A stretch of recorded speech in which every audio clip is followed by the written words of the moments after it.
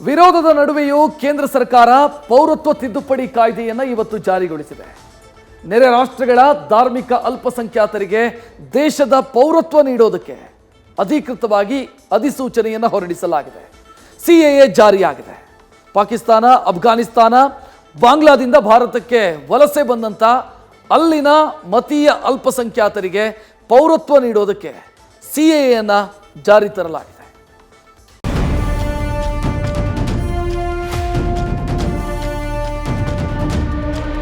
CAA देश का कानून है, इसको कोई रोक नहीं सकता और हम सीएए को लागू कर रहे हैं.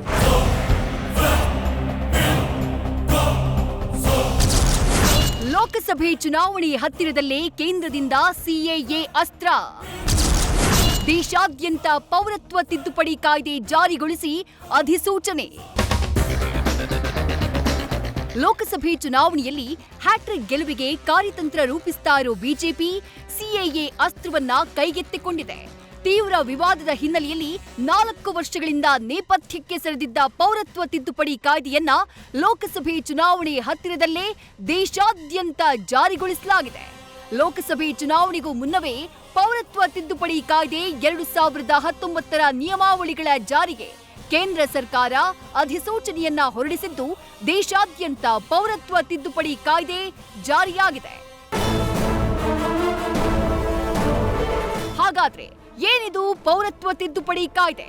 4 ವರ್ಷಗಳ ಹಿಂದೆಯೇ ಸಂಸತ್ನಲ್ಲಿ ಅಂಗೀಕಾರವಾದ್ರೂ ಯಾಕೆ ಜಾರಿ ಆಗಿರಲಿಲ್ಲ ಅಂತ ನೋಡೋದಾದ್ರೆ, ಭಾರತದ ನೆರೆ ರಾಷ್ಟ್ರಗಳಿಂದ ಕಿರುಕುಳಕ್ಕೆ ಒಳಗಾದವರಿಗೆ ಪೌರತ್ವ ನೀಡುವ ಕಾಯ್ದೆ ಇದು.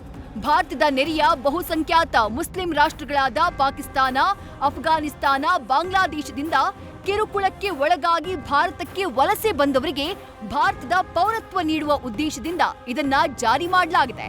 2014ರ ಡಿಸೆಂಬರ್ 30ಕ್ಕೂ ಮುಂಚೆ ಭಾರತಕ್ಕೆ ವಲಸೆ ಬಂದವರಿಗೆ ಪೌರತ್ವ ಸಿಗಲಿದೆ. ಮುಸ್ಲಿಂ ಧರ್ಮದವರನ್ನ ಹೊರತುಪಡಿಸಿ ಹಿಂದೂ, ಸಿಖ್, ಪಾರ್ಸಿ, ಕ್ರೈಸ್ತ ಸೇರಿದಂತೆ ಒಟ್ಟು 6 ಧರ್ಮದವರಿಗೆ ಮಾತ್ರ ಪೌರತ್ವ ಕಾಯ್ದೆಯಲ್ಲಿ ಅವಕಾಶವನ್ನ ನೀಡಲಾಗಿದೆ. ತಿದ್ದುಪಡಿ ಕಾಯ್ದೆಯಲ್ಲಿ 11 ವರ್ಷ ಬದಲು 5 ವರ್ಷಗಳಿಂದ ನೆಲೆಸಿದ್ದವರಿಗೆ ಭಾರತದ ಪೌರತ್ವ ಸಿಗಲಿದೆ. ಆದರೆ ಈ ಕಾಯ್ದೆಗೆ ಮುಸ್ಲಿಂ ಸಮುದಾಯ ಒಳಪಡೋದಿಲ್ಲ.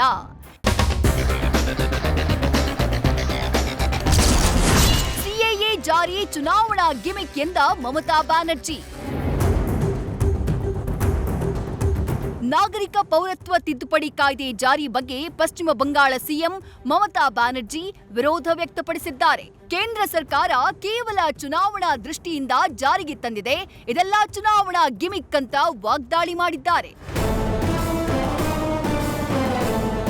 ಅದೇನೇ ಇರಲಿ, ಲೋಕಸಭೆ ಚುನಾವಣೆ ಹೊಸ್ತಿಲಲ್ಲೇ ಕೇಂದ್ರ ಸರ್ಕಾರ ಸಿಎಎ ದಾಳವನ್ನ ಉರುಳಿಸಿದೆ.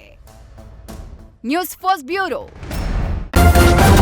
ನ್ಯೂಸ್ ಫಸ್ಟ್ ನಿರ್ಭೀತಿಯಿಂದ ನಿಮ್ಮ ಪರವಾಗಿ.